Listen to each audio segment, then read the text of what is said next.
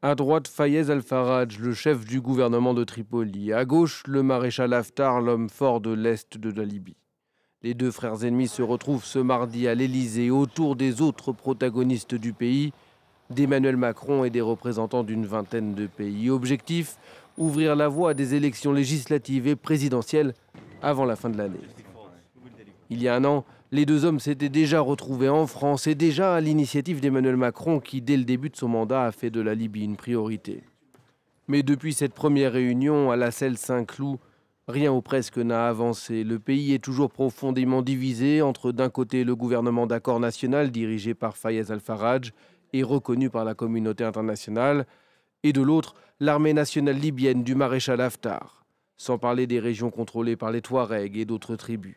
Il y a quelques jours, l'ancien Premier ministre Mahmoud Djibril se disait pessimiste sur la tenue d'élections d'ici la fin de l'année. Le pays n'est pas encore prêt.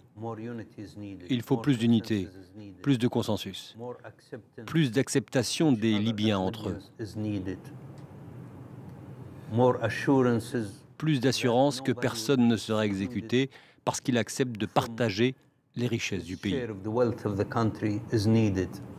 Surtout que l'initiative française est déjà critiquée. Dans un communiqué commun, 13 brigades de l'ouest de la Libye annoncent qu'elles ne reconnaissent pas l'initiative de Paris et dénoncent une ingérence étrangère.